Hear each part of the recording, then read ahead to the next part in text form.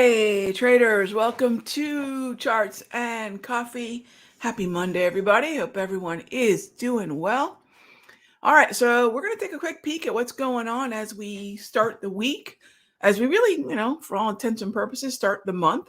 The beginning of a new month does tend to have a little bit more buying in the first three trading sessions, especially when we have an overall uptrend in equities, which clearly we do have. If you've been watching this show at all, we've been staying bullish, wanting to buy dips, focusing on the long side. S&P, NASDAQ, even the Dow. We've got strength in industrials, we've got strength in financials. Even the Dow's wobbly, but definitely bullish wobbly, right? Not the strongest uptrend we have, but definitely one that when we do get weakness into support, it's been fruitful to be a buyer. And heck, I turned on television, which I try not to do, but looking at even the Russell moving higher here this morning, which is great. It's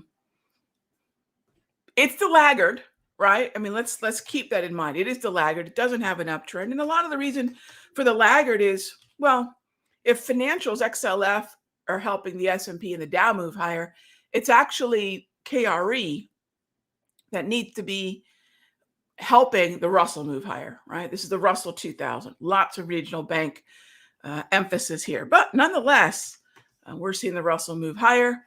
And certainly that's going to be good for a fan of small cap stocks, right? Let's just keep an eye, though, on those late December highs in the Russell futures. That's still, you can see that Darvis level sitting right there. That's still a level that buyers are going to have to contend with. All right, so, and what else do we have going on? Let's go take a look at bonds. Bonds are trying to get above that 120 handle. Haven't quite got that done yet. Trying to get above the 200. Haven't quite got that done yet, but it's certainly supported. We're not looking at a long bond market, the ZB or the TLT, whichever way you like to do it. But keep an eye on the ZB. That's your nearly 24-hour look at what's going on in the long bond. It's not making lower lows, which is to say yields aren't going higher, which makes perfect sense. Because when you've got things like the ITB, the home construction, when you got things like the long bond sort of leveling out in long bond and moving higher in ITB, those are definitely things that we look at to say, hey, traders and investors expect lower mortgage rates, hence ITB, hence XHB, and yields on the long bond or even the 10-year are not going higher. They're not going significantly lower yet either, but they're certainly not going higher. And it's a lot like throwing a ball in the air, the velocity, and then it stalls and then it comes back down. So we don't want it. We're not looking at a V. Everything's mostly a U. There's got to be that little stall, and then yields should start to come back down. And that's exactly what we're seeing. Stalling through the first couple months of the year. And then ZN moving higher, ZB moving higher is actually inverse to the actual yield, which is then moving lower. I know, makes perfect sense, right? Why not make these directionally logical? Nah, that'd be too easy. All right, moving on to another corner of commodities that we love, certainly coming on stronger. And this is the relationship of crude oil to energy stocks to a long position that we have in the mastery in Chevron. Right now, it's early, right? But once upon a time, when we were talking about getting ready to buy financials in the Top Tier Outlook newsletter, which will be out later today, we had this move in November that's very reminiscent of what XLE is doing now. Was weak, again, pausing at the bottom, getting back above the 200, and then you can see what's happened since. We've been very bullish financials, right? This is not a new trend in any way. And, take a look at what October to mid-November in the financials XLF did. And that should be, every symbol is going to have its own mannerisms. That should be the sort of response we start to see in XLE as long as crude oil continues to move higher. Economic optimism is really good for crude oil. Economic optimism is also very good for copper. Copper's above the 200. Is it super optimistic yet? No, but at least it's in the bullish hemisphere. So the things that we want to see starting to act like lower rates are coming, money's going to be easier to lend, it's going to be cheaper to borrow. These are the things that tend to fuel a lot more economic optimism and strength. And of course, please remember, the equity markets are a forward-looking machine. It's not just futures. Stocks are thinking what's around the corner. Indices are thinking what's around the corner. The sectors are thinking what's around the corner and will rally in anticipation of it, which is why it gets so darn vulnerable, right? When we don't get what we discounted. Everything is buy the rumor, sell the news, right? And that's exactly what we're doing. Okay, so that being said, as always, if you have any questions, feel free to type them on in. That's a quick 5-minute breakdown of what we've got going on. We're going to continue to buy the dip.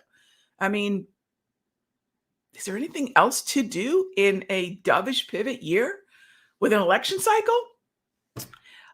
Yeah, I guess all those folks looking for the seasonal breakdown between February and April, right? You see what happens when that tendency, and a mild one at that, comes head to head with a far stronger tendency, which is Fed's going to cut rates and we've got an election cycle. Not to mention, if you've been watching the show, if you've been reading Top Tier Outlook, the skewed view of a 5-year look back, where 2 of those years had some of the most the swiftest sell-offs in Q1 that we've ever seen. All right, 2 of those are factored into the last 5 years. Of course it looks bearish, right? Of course it looks bearish. And yet here we are with an uptrend. So remember, seasonals are not setups. Tendencies are not trades, but we kind of keep them in the back of our mind in case the underlying structure tends to match up with it, right? And remember, gang, whenever anyone's calling a top, telling you a crash is coming, they just want you to click on the video. Okay. It's far more boring for me to say, stay bullish, right? And it's interesting because I watch all this stuff. I would love to see if I put out some crazy bearish crashes coming, hell hath no fury like video out there. It would probably get a lot of hits. Yeah. I think about these things. And yet we're not looking to predict. We're just looking to react, looking to counterpunch, and we just want to continue to counterpunch the strength. The strength is most definitely still in semiconductors, communication, tech is up there with no help from Apple, mind you, right? With no help from Apple. I was watching the television station. It doesn't matter which one of these entertainment financial channels you're watching. Stocks were under pressure, right? Stocks were under pressure. Okay. I guess they're going to tell you something so you stick around for the commercials. All right. So anyway, if we are looking at a little bit of a pullback, this is great, right? I hope stocks are under pressure, right? I could use another visit to the daily price movement range in a number of sectors. So for those of you wondering, okay, Rog, now what? The gray zone on the chart is a volatility-based support zone. That volatility-based support zone tells me when I look at the typical price movement behavior, right? The typical price movement behavior of the, doesn't matter if it's index, stock, sector, there's a certain number of points that any symbol tends to move. You superimpose that over the chart, which is what we've done, hourly with an HPMR, daily with the DPMR, and now you've got a different way of looking at what a pullback support level could be. Yeah, volume is nice. Mean reversions, that's my wave, that's nice, right? But ultimately, what we want to remember is that if I can continue to buy the dip in an uptrend, not this, no, right?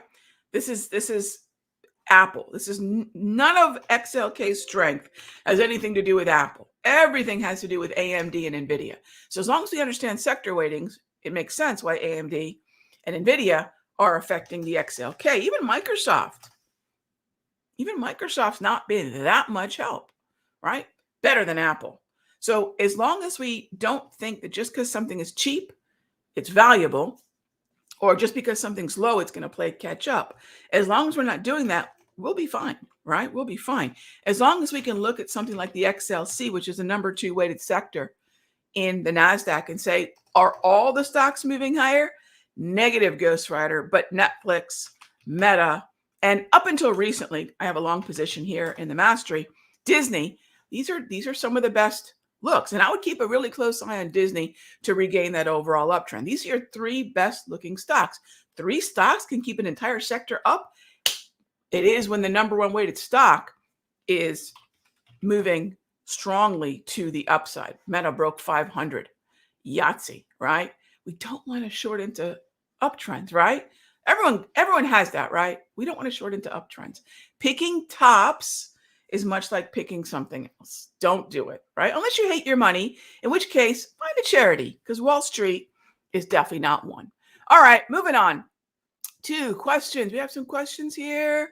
How do I determine to trade a market sector versus stock?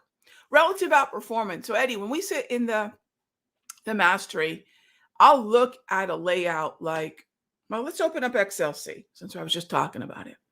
I'll open up a layout like this, and I'll look at how many of the heavily weighted stocks in that sector are strong. Or do I need to go at an individual stock level, right? If I don't have enough of the individual stocks in an overall uptrend, it may not benefit the broader, the tide, the sector as well. Same thing goes with an index. However, high concentration weighting matters. High concentration weighting, say that 3 times fast, right? It's going to say, well, is Meta 5% of the XLC? Is Meta 25% of the XLC? That does matter. So the weighting percentage does matter. And then also the liquidity of the underlying sector. I mean, look, sometimes I can't trade the sector because the liquidity just isn't there. Shockingly, XLC, sadly, XLC is one of those sector ETFs where if I go out to the March 15 expiration, I've got to trade the 5, 75, 80, 85, 90. I've got to trade the 5s to get any kind of reasonable liquidity. So I end up trading what is a 2.5 wide option chain at the 5 wide levels because of the lack of liquidity at the 2.5 level. So, keep an eye on liquidity, and that would be a reason to not trade the sector. That would be something to think about. For those of you that are asking questions about what's available in the Mastery and so forth, just hop in the Mastery, ask the question there. I know we did a webinar on this not too long ago where we made clear what's available in the Mastery. So if you have some particular questions, again, just ask me when I see you in a few minutes. All right. Next up is, bear with me. BLP, that would be a question to ask in the Mastery. What's available? By the way, what is available to Mastery members is in the files section of the room. So once you are a member of the Sector Secrets Mastery, once you get in there, you have access to a lot of stuff. Top tier Outlook, the Learning Center, the layout that we make available to members. Once you're in there, you'll see everything that we have available to you all. We have right now for this month a curated pack of daily price movement ranges, a curated pack. So it's an expanded pack of hourly price movement ranges. We have those things for everyone to test out for the next month. So once you're in the room, just check out the files section and you'll see everything there. All right. Thank you. And by the way, gang, the trial is done, right? I mean, I don't mean to be salt in a wound or anything, but the trial is closed. So, if you do want to check out what we're doing next, I would say, you might say, Rag, I missed the trial. If you did, that's okay. In April, we have a class coming up. And I try to let folks know ahead of time because when we put the classes together, we put really good bundles together. It may not be trial bundle, but it was $7. So next time we have a trial, please don't dilly-dally. However, the classes are really great ways to get a lot of goodies at once and, also a class. So if you missed the trial, keep an eye on the email. You'll get it. We got a class coming up in April. All right. So let's also do this. I do want to jump into gosh, if there are already sectors that I definitely want everyone to continue to keep an eye on. You know what? Let me do this with you all since I'm in here. I think I've logged in already. Where is it? So what I want to show you is COIFIN. And bear with me here. Sector Secrets dashboard. There we go. So here's COIFIN. And I'm going to take a look at the US sectors. Let me just darken this back up. All right. So if I have these sectors laid out here in front of us, what I want to do is keep an eye on what's leading. And quarter to date, if you're pulling up this link, we talk about this link when I'm in the central room. Of course, is a staple in the Sector Secrets Mastery. But check out QTD, and you'll see exactly why I'm looking at the sectors I'm looking at. So the first thing we need to figure out is which sectors have the relative outperformance. That's it right there. Then that's only the step one, right? The other steps are what kind of flank this. What's the index that this sector is most involved in? And is that strong? And then the individual stocks that have also the relative performance. So once you get that alignment, right, that alignment of probability, that alignment of follow through, you're going to find the stocks that once you buy them tend to keep going in the direction that you want them to, right? So that's definitely something to keep in mind. All right. That being said, I do want to remind everybody who is part of the mastery and the mastery trial. The bot will be on today at noon with our weekly tech session. You know, that's a big part of what we do. One of the most frustrating things, I think, in modern day trading is sort of the complexity of some of the software and things. I mean, back in the day when I was trading, it was a pen, it was a ruler, it was a calculator, and a lot of the stuff we did was by hand on paper. Not that difficult, not even that many indicators because you had to calculate them yourself. Fast forward 30 years, we have these great platforms, but they have their own learning curve, right? So we use two basic platforms in our mastery. I mean, you can use whatever you'd like, but when it comes to charting, we use Thinkorswim, which is by far still the most popular platform amongst the simpler community. And I also like TradingView. TradingView I love because let's say you have an account with any number of other brokers from Trade-Evade, I think, to Tradier, to TradeStation. Apparently all the brokers that start with trade. You can plug your account in and get a feed on the TradingView platform. And what's really nice about that, what's really convenient about that, is that now you can still use the indicators that I use in the mastery just on the TradingView platform. So I like the TradingView platform because it's broker agnostic. So if you're not with Thinkorswim, this is your alternative. And it's a fantastic platform, by the way. In fact, I run it on my phone because I love using the alerts. So anytime we have a trade set up in the mastery, what I'll do is I teach traders to use their trading platform as a trading partner. And we'll right-click the chart, we'll set up an alert so that now my platform is watching for the price that I'm waiting for to buy an option or to take profit or to get stopped out. And I'm not having to be glued to this stuff unless I want to be, which, certainly a choice. But even if I'm glued to my screens, all 9 of them, I could miss stuff. This won't, right? This won't. So make technology your partner, and it's a great way to do it. So I like TradingView as well, and I run it on the fruit device, as the bot calls them. So I have TradingView running on my iPhone, and then the iPhone will buzz at me, and my desktop will buzz at me. It's kind of hard to miss those heads up. So anyway, that's what we're about to embark on. Bot will be in the room at noon for my Sector Secrets Mastery folks.